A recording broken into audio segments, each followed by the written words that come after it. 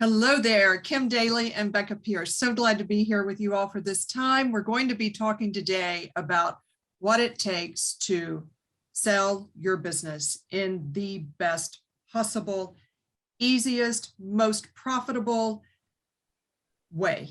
And we have Kim as our expert who has been on one side of the fence for 20 plus years, helping people buy franchisees. And when you think about it, it's entrepreneurs who buy franchises. So entrepreneurs have started businesses and they're selling them, and entrepreneurs are buying them. So Kim, welcome. And I'd love for you to take just a minute and kind of introduce yourself beyond that. Yeah, thank you so much. I'm so happy to be here.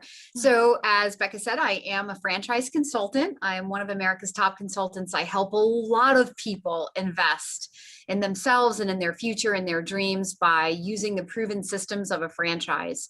I've been doing that for about 19 years. Prior to that, I was an entrepreneur for about 5 years, only to figure out that entrepreneurship was a little bit lonely for me. I needed some systems and support.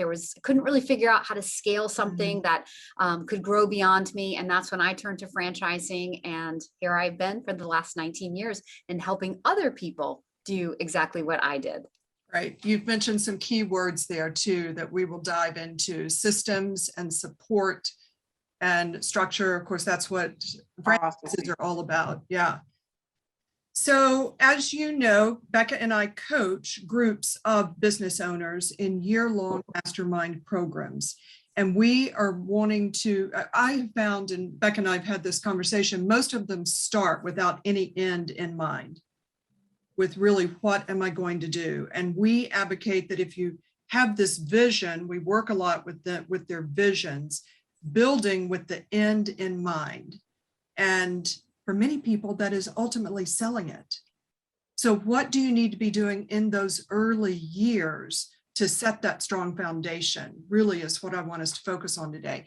We collected questions from a number of our business owners, and I saw that they really fell into categories that kind of created a storyboard. So let's just jump into what I think of as the first category, and that's answering the question of, what am I selling? When I'm selling my business, what am I selling? My name, my brand, my employees, my processes, cash in the bank. Clients, right. Yeah, clients, exactly. What am I selling? So how about, Kim, jump in there, why don't you? Yeah, first of all, what an amazing opportunity for your business owners to have a coach. So in essence, you two are acting like the franchisor.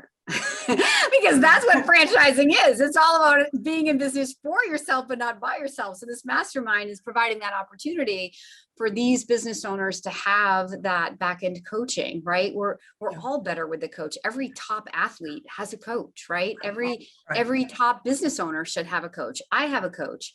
So I love that. And I love beginning with the end in mind. I don't want to know why anybody wants to own a business or what business they think they want to own until I know their why. Why are you doing this? And what is your vision? And I love people that have really clear, strong visions about building $25,000 a month in passive income. So that's a business that they grow to where then they have people in place. And that would be called semi-absentee or toward absentee ownership, where now you're just collecting dividends. Or to this conversation, building it so that you can sell it rather than pass it on to your kids, but sell it for profit. Because I think that when you build a business, you're building an asset. So a business like I'm in is more like a consultant, is more like buying yourself a job. Right? I certainly am self-employed and I have unlimited earning potential, but I haven't really built anything that I can sell at the end of my time. But it's also not a business that I ever would really want to fully get out of. But let's say that you're building a business, that you have a book of business, that you have a team of employees, that you have a buying track record, like reoccurring revenue from customers. That is an asset that has value, because there are owners who are transitioning out of a W-2 job who say, I want to own a business, but I don't have 3 to 5 years to make no money or to ramp something. Like, there's the mentality of the person who wants to start a business from scratch and then grow it.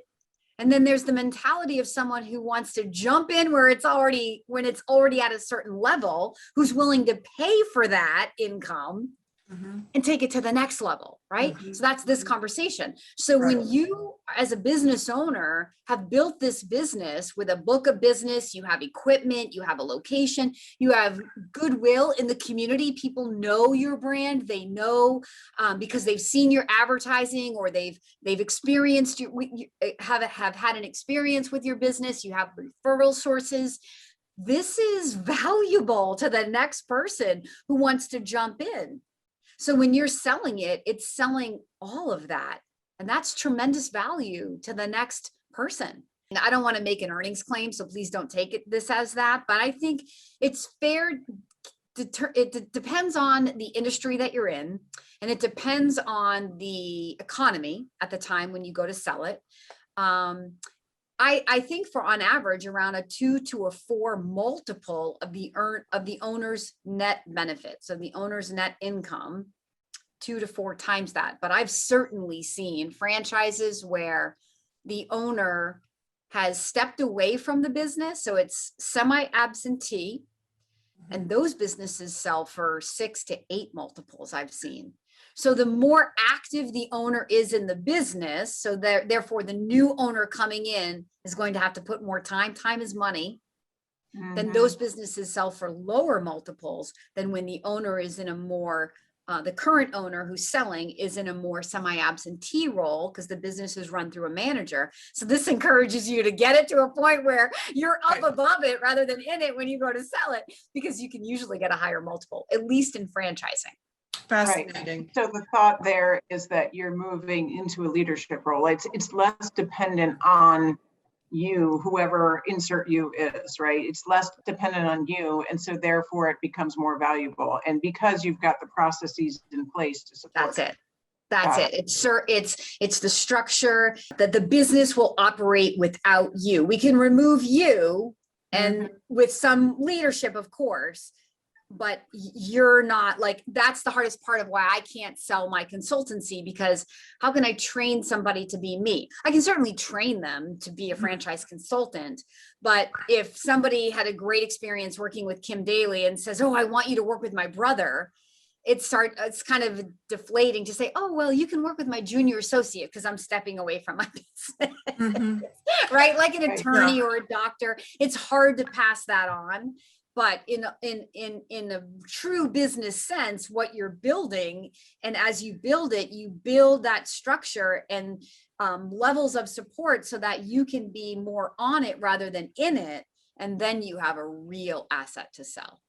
You know, what's fascinating, Becca, we've talked about this, every single business owner that we work with truly has that picture of themselves becoming less operational and more of the face of the business, the one that's out in the community doing some marketing, but being the face, the public face of the business, and less, you know, more on it, less in it.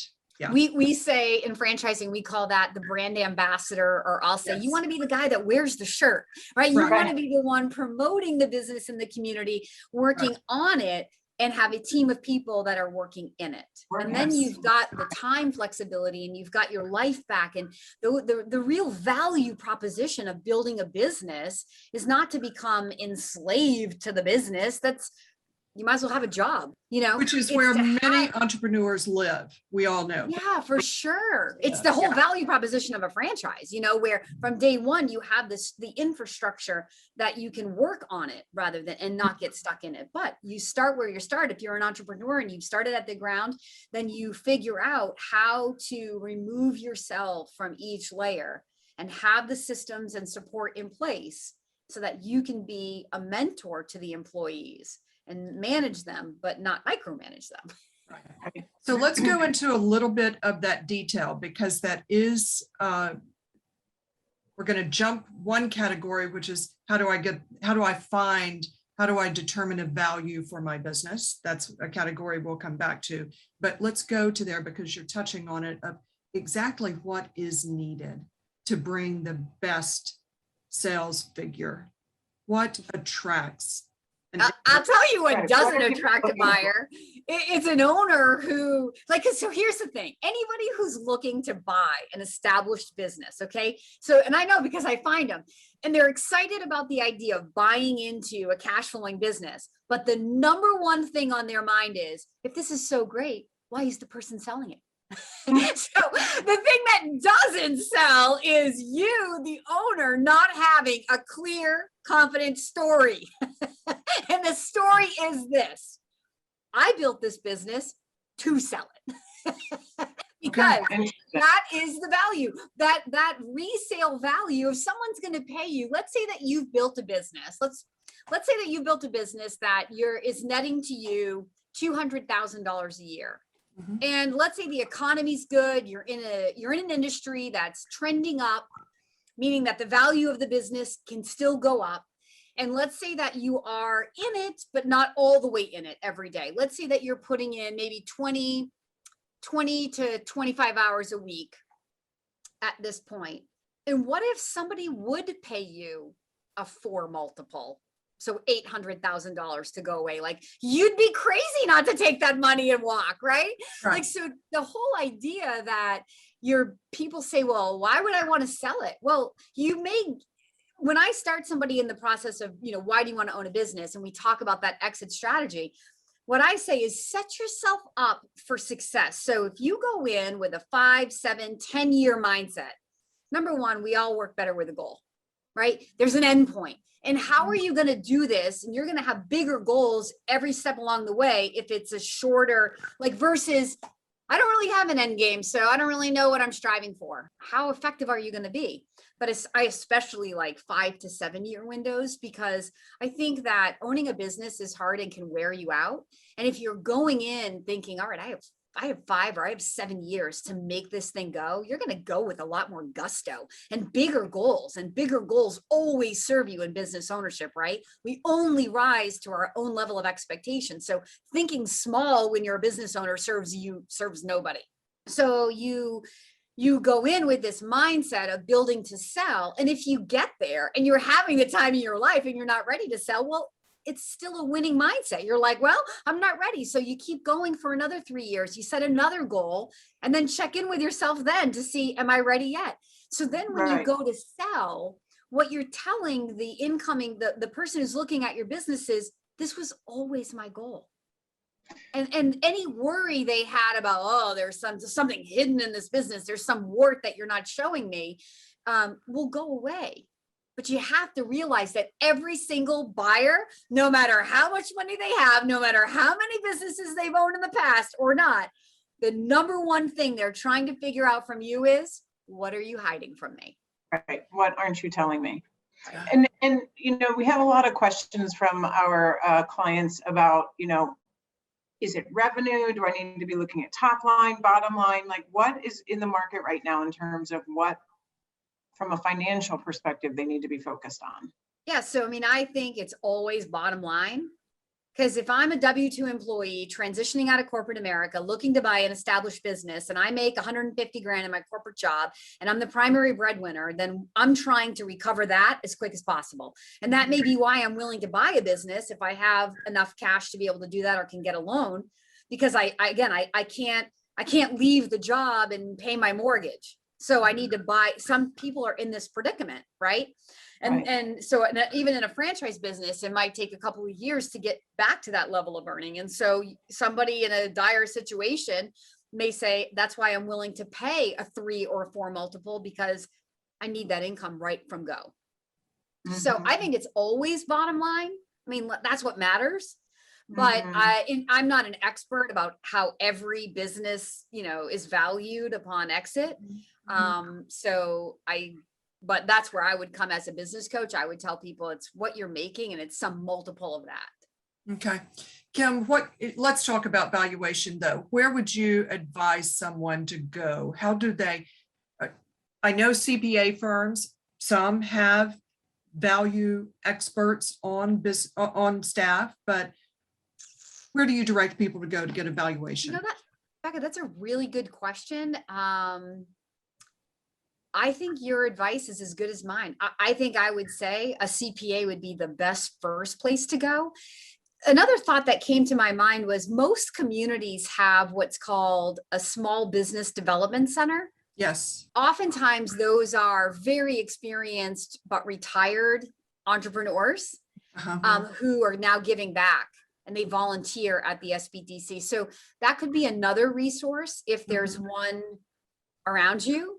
Another smart thing you may want to do is get online, like on Biz Buy Sell or on, a business for sale website, and see if there are any other businesses in the same industry as you, and like maybe call and act like you want to buy, and like probe to see exactly what they're selling and what they're selling it for and how they, because when you have the experience of being the person buying a business, even though you're just pretending, you're going to then know better how you want to come across on the phone, right? So in franchising, we use peer validation. We talk to each other. That's how we learn. After you get back from training, that's how we learn. And we learn by learning what other people are doing, or more importantly, are not doing. So why not do that even as an entrepreneur?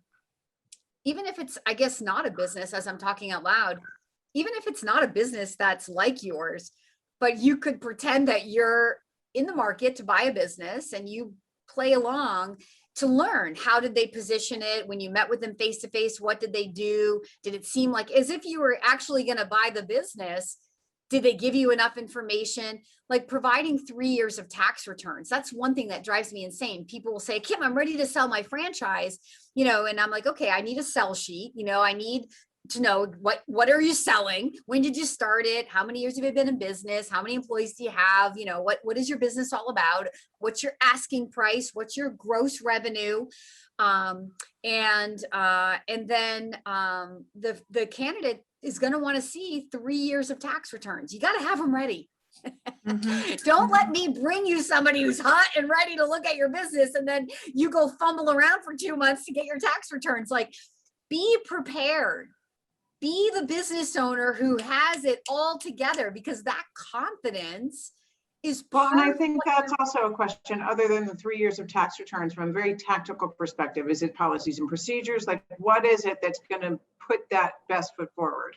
It's the confidence. It's this total package. It's an owner who's telling a story of, I built this business to sell it, or I built this business and now I'm at a place to sell it because the market's growing. I think there's tremendous value and I'm ready to move on and do something else. But it's having that confidence story. It's having 3 years of tax returns, and it's having like like I said, a basic sell sheet of what's in the package. What am I paying for? So if you've constructed a store, if you have inventory, if you have equipment or vehicles, if you have, employees that have worked for you for 5 years or 10 years or longer, that's value. Right? You've built a culture. That is what somebody else is willing to pay for, to not have to, and they may have to come in and let some people go and build their own culture because they're the new leadership, but maybe they don't.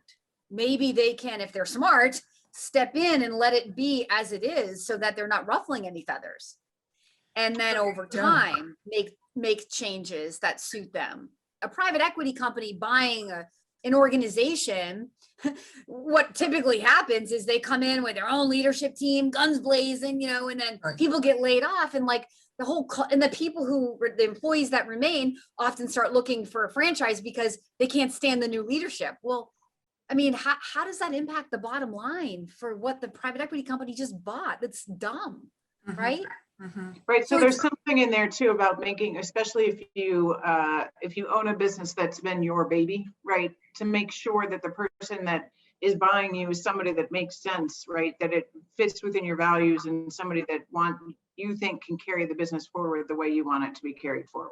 It's really hard too. So my best friend's going through this. He has a family business. They started it in the 70s.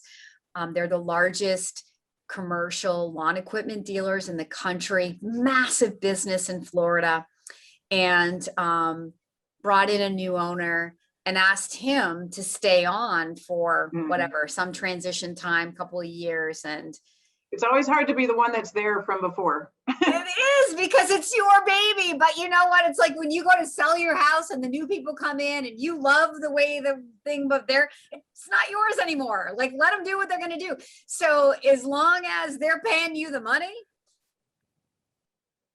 tip of your mouth. I need to release. Right.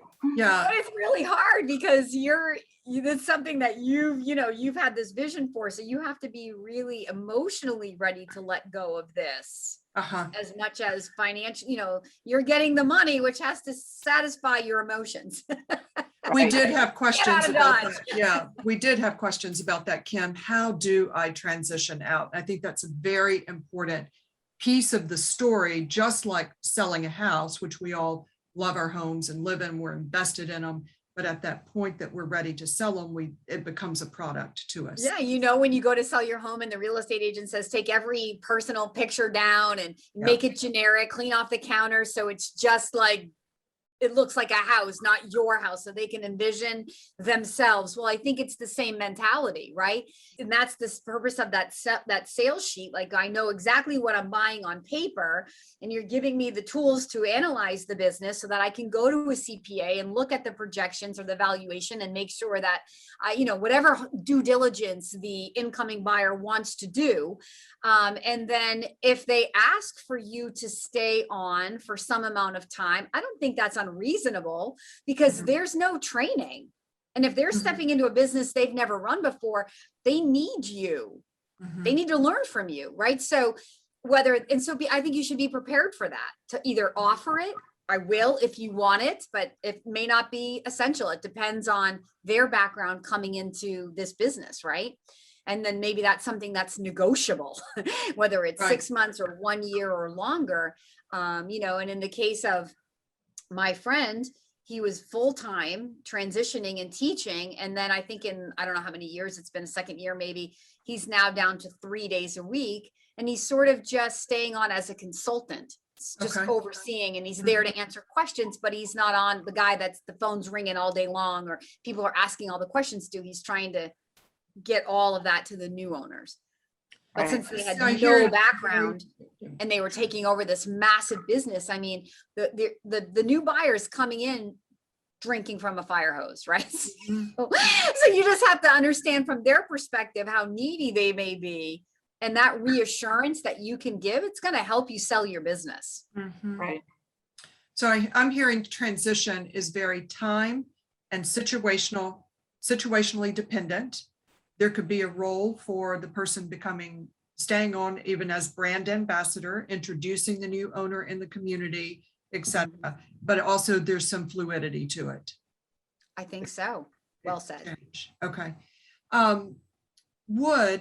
Becca and I are big advocates in helping our business owners develop documented processes for all of the business functions that typically occur, from marketing to how you go through a sales process with a prospective client, how you onboard a new client, how you deliver your products and services.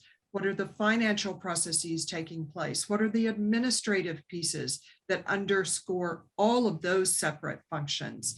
So we have worked with our owners to document these processes, to define them and have them literally on paper. Kim, what is, in your experience, how valuable is that in a sale?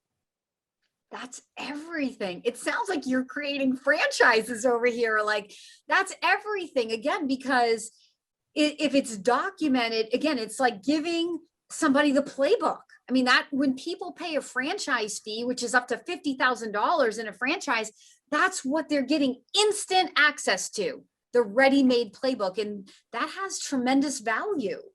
So the incoming buyer doesn't have to, again, try to drink from the fire hose and remember everything you said, but they can have this manual to refer back to. Right. And then they don't feel so reliant upon those key employees that maybe when the employees find out you're leaving, they end up leaving too. And now the new business owner who's paying a premium for the business feels very uncertain. So this playbook could help to alleviate those kind of concerns for sure.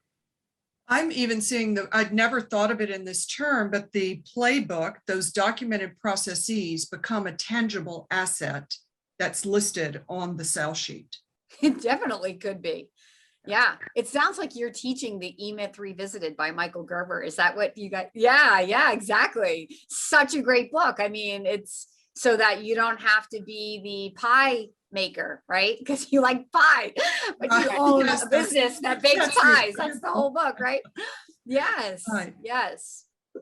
So my takeaway from this discussion so far is, you have to be in the right mindset. You need to be ready to emotionally release yourself from your company and put your best foot forward as a business to be able to say, here's what I have to sell you. I not only have to sell you my clients, but my processes, my customers, my employees. Like there are a ton of assets with each organization, but you need to be in the right mindset, have the right confidence to be able to step up to the plate and say, this is my time. I want you to buy this and I'm going to step away. Or it sounds like there's flexibility in figuring out whether you stay for, 6 months to a year or whatever your true exit strategy at that point is.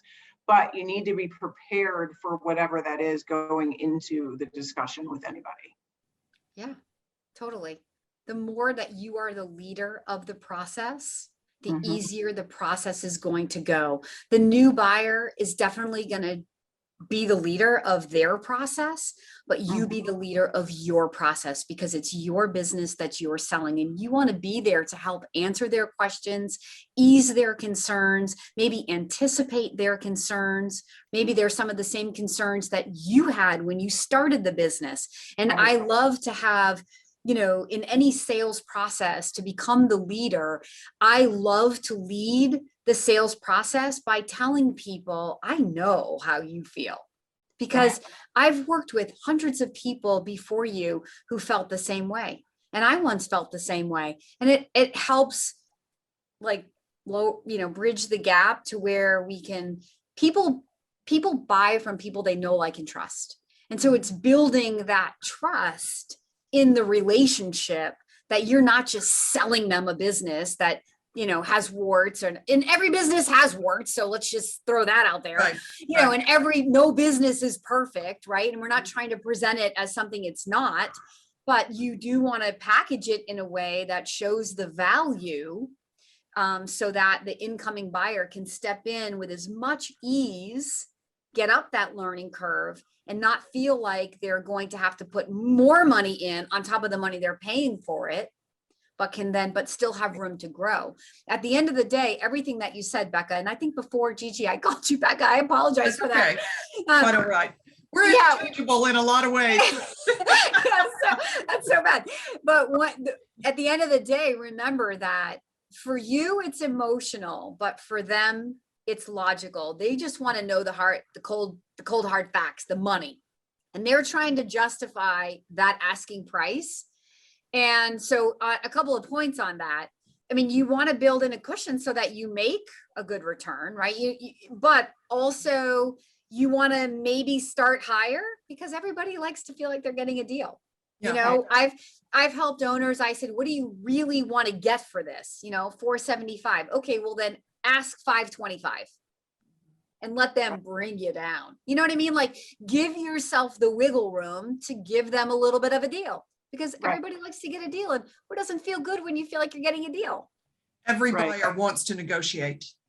Yeah. And the other thing about it is give yourself time. Businesses are not sold overnight. I mean, even starting from scratch, a franchise with a proven playbook and a history and a track record and all kinds of validation.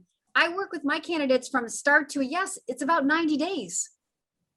And that's an proven, established process. So because I'm thinking it's more 6 months to a year. Yes. Exactly. Where it's 90 your days first sounds time really doing fast this to and me, their Kim. first time, and there's no track record and there's no outside validation, you got to double or triple that. So when you've got to be, I'd say, like you said, about a year out from when you actually want to have this done, it's a process. Even just advertising and figuring out. And actually a year out, you're already in that full confidence, remove the emotion, everything's set up and ready to go, which means that Yeah. 3 to 5 years prior to that year, you're building the processes, you're getting everything in order, you've got your CPA set, you know exactly where you want to go, what your goals are, and how you're going to get there. Yeah. So Kim, what other specialties are needed for the sale? Like Becca just said, CPA.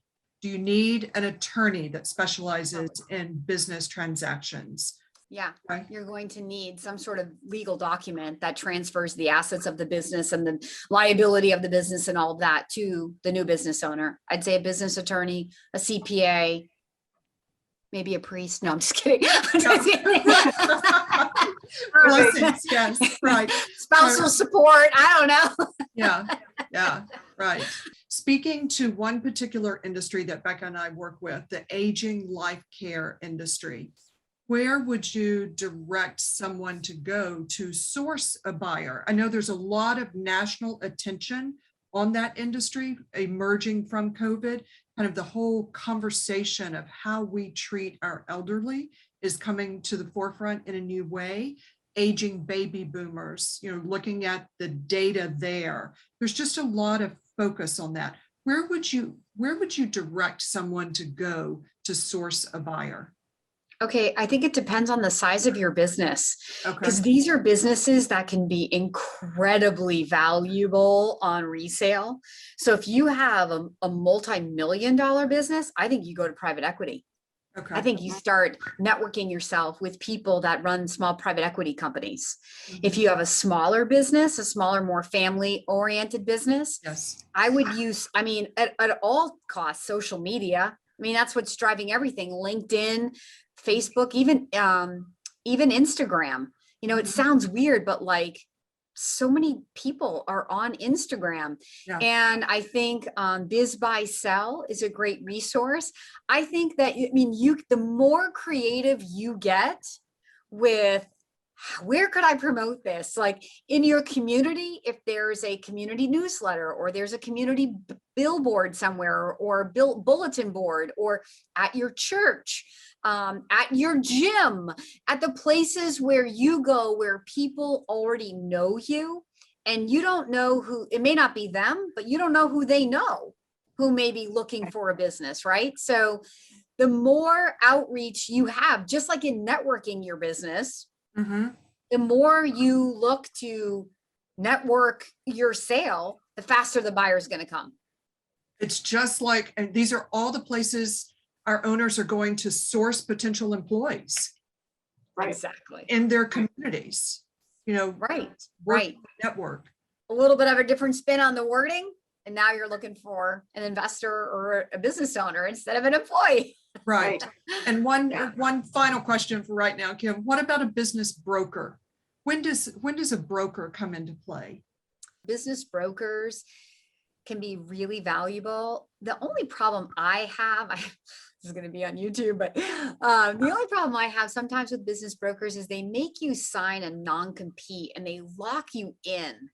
And so even if you source your own buyer, then you have to pay them a commission. And I just have a problem with that. Like they're getting paid for doing nothing. And so you could definitely meet with business brokers, Sunbelt Business Brokers. It's a franchise, actually. It's a great organization, and see how valuable you think it is. But I would probably try it on my own for some amount of time, since you're giving yourself a pretty good runway. Going back to the question, Gigi, you asked before about any other resources, I didn't mention a financial lender. The new buyer may need help funding the business or buying the business. And actually, if you want to give my contact information to your mastermind group, I have resources that all they do is fund small businesses, mostly specifically franchising, because that's what I do, but they can fund all, and they work with the SBA loans, SBA Express loans, home equity lines of credit, traditional bank loans. So if your people are in position to sell and they need a resource, for sure, come to me and I'll connect you with those kind of companies that all they do is help fund small businesses. Because leaving it to your buyer to source an SBA loan on their own, that's like a total black hole. They will go away and they will never come back. That's why these companies exist. The companies that I use can have a pre-approval, at least on a franchise business, for somebody within 48 hours. So where it's not a proven business, there might be a little more time in that, but the idea is that it should be an expedited process because this is what they do. They know what the lenders are looking for, and they'll know how to help package your buyer to get approved for a loan. We skipped right over that, but that's great. Thank you for bringing that in. Yeah. Sure. Okay, Kim, this has been wonderful. Thank you so much for your time this morning. Becca, what do you think? Any follow-up questions? No follow-ups. I really think, Kim, it was an excellent conversation. Thank you for sharing all of your knowledge. We really appreciate it. Yeah. Thank you for the opportunity and good luck. Go build those businesses and Yay. sell them. Yes, thank you. Thank Yay. you. All right, we'll see you soon. All right. Take care. Thanks. Bye-bye. Bye. Bye.